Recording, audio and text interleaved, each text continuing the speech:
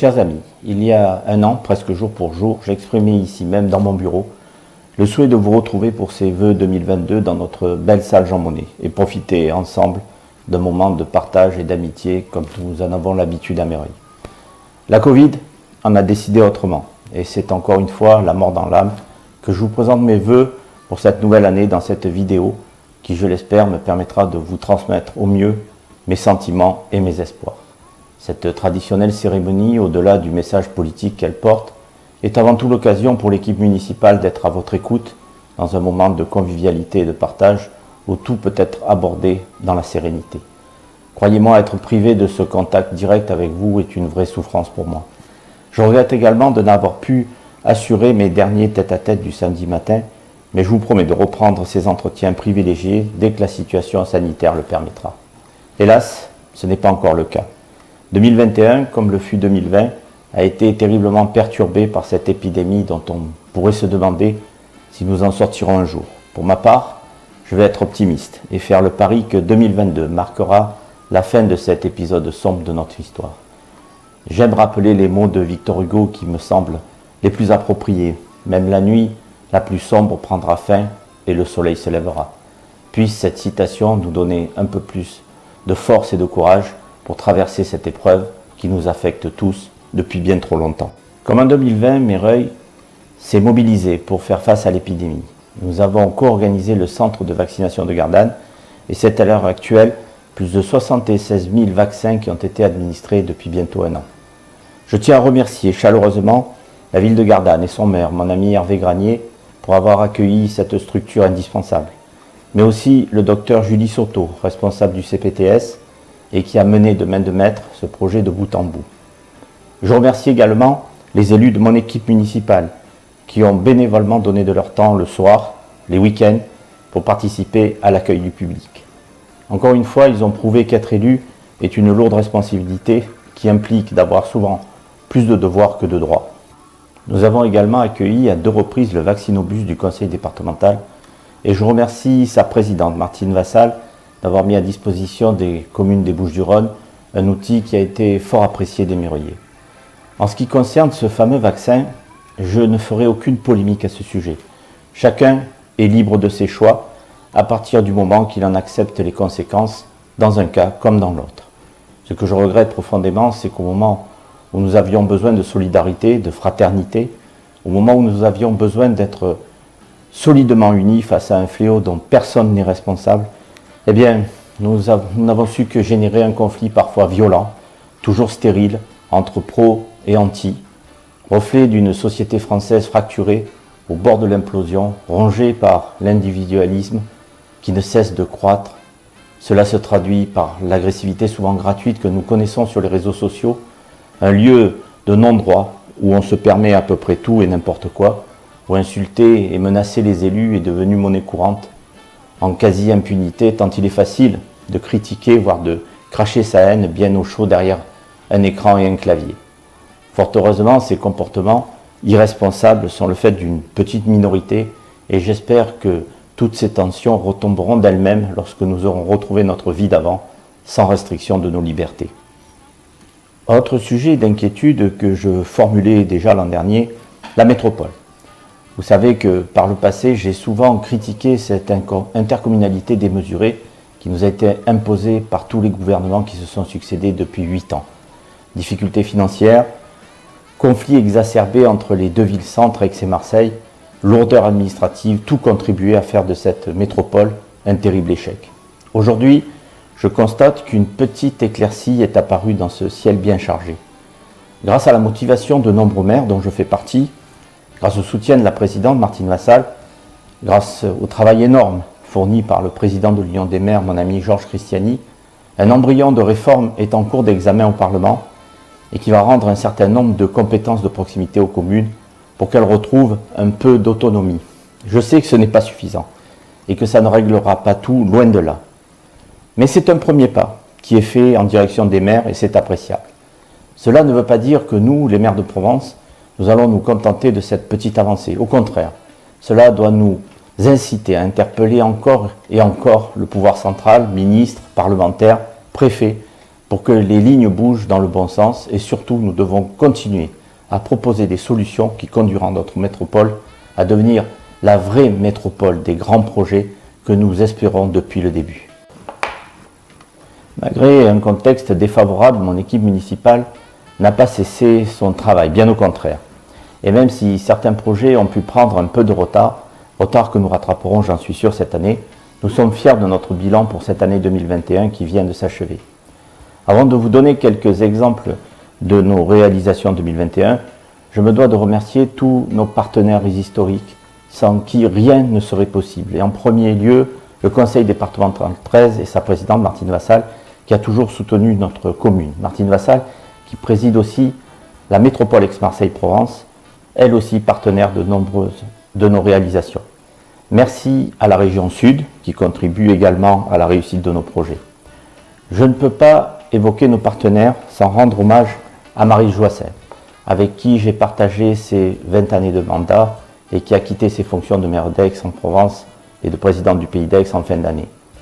Ce qu'elle a réalisé en 20 ans sur le Pays d'Aix, toujours en harmonie avec tous les maires de ce territoire, peu importe leur couleur politique, est juste admirable. En 20 ans, elle a fait du Pays d'Aix l'intercommunalité la plus dynamique et la plus prospère de France, dans un cadre de vie unique, un territoire de culture et de sport de haut niveau, de haute technologie, tout en préservant son environnement.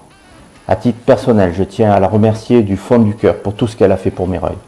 Maryse est une amie sincère et véritable et je suis très fier.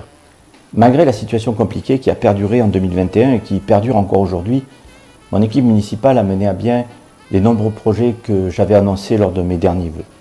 Et je tiens à féliciter tous les élus et les services municipaux pour le travail incroyable qu'ils ont encore fourni en 2021. Tout d'abord, l'ouverture de l'école Robert Lagier à la rentrée de septembre, avec ses 8 classes, dont 5 sont désormais occupées.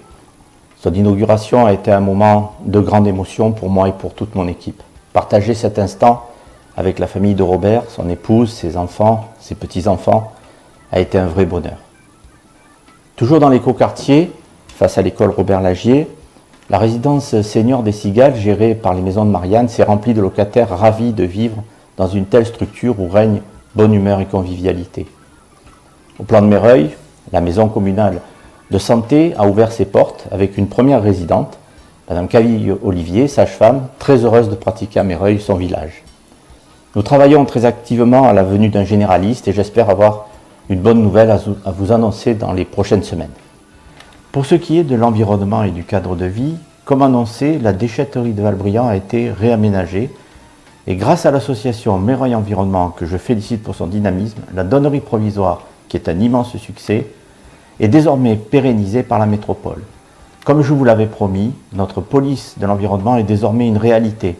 2 gardes particuliers, Rémi Cavalier et Jean-François Michelon, ont été récemment assermentés et vont pouvoir agir tout au long de l'année pour faire respecter les règles, notamment en combattant ces fléaux que sont les dépôts sauvages. Restons dans la sécurité. La police municipale a été renforcée.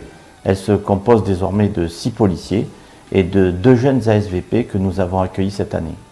C'est une équipe formidable, disponible, motivée, que je suis heureux de voir évoluer à Meyreuil. Là encore, des esprits chagrins vont critiquer en évoquant les actes d'incivilité, les cambriolages, les infractions au code de la route dont est victime la commune. Ce sont des faits non contestables. Mais encore une fois, Meyreuil n'est que le reflet de cette société malade que j'évoquais tout à l'heure. Violence, inconscience, irrespect. C'est un mal de dimension nationale qui nous touche et j'espère que le prochain président ou la prochaine présidente de la République prendra la mesure de cette situation pour éviter le pire dans les prochains mois. Soyons plus optimistes et parlons un peu de sport et de culture. J'en profite pour remercier mon ami Daniel Donzelli qui vient de quitter ses fonctions de président des 2 offices municipaux pour les nombreuses années consacrées à notre village. Daniel, tu es un mec extraordinaire, comme on n'en fait plus beaucoup de nos jours, hélas. Et bien sûr, je remercie Monique Gava et Mathieu Jouvet d'avoir accepté respectivement la présidence de l'Office municipal socio-culturel et de l'Office municipal de la jeunesse et du sport. Je vous souhaite beaucoup de succès dans tous vos futurs projets. En 2021, nous avons initié le premier festival de cinéma plein air au domaine de Valbriand, événement qui a connu un franc succès et qui sera bien sûr reconduit dès cette année. Nous l'avions promis, le Blues Roots Festival est désormais un des événements majeurs de la programmation culturelle, non seulement de Meyreuil, mais de toute notre région.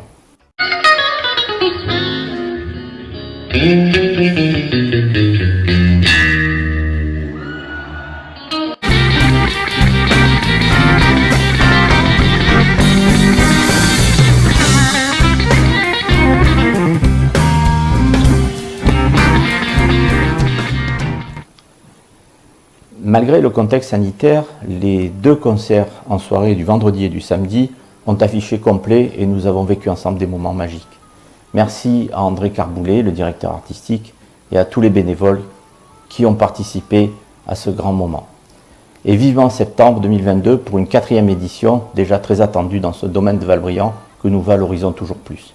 Cette année, nous avons inauguré la rénovation extérieure de la Bastide, qui a retrouvé tout son charme d'antan. Et nous allons lancer dans la foulée les études pour sa réhabilitation intérieure, qui prendra forcément beaucoup plus de temps. Côté sport, nous avons enfin inauguré les cours de tennis, couverts avec le parrainage surprise d'Arnaud Clément. En effet, je suis extrêmement attaché vraiment à ma région. Ma région, je l'ai vraiment dans le cœur, je l'ai vraiment dans mon corps, et surtout à rendre hommage à ta formidable carrière et au grand champion que tu es, en nommant ces 2 cours couverts, les cours Arnaud Clément.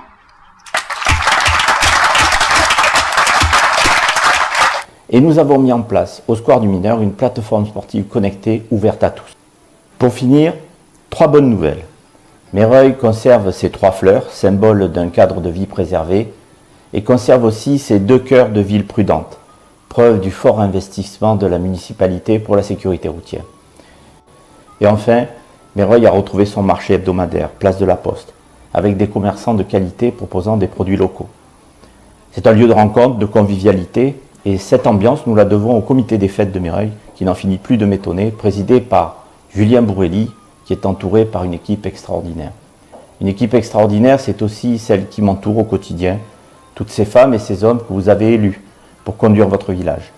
Et je tiens à les remercier en mon nom et en votre nom, tous, sans exception, pour leur fidélité, leur dévouement et leur engagement sans faille.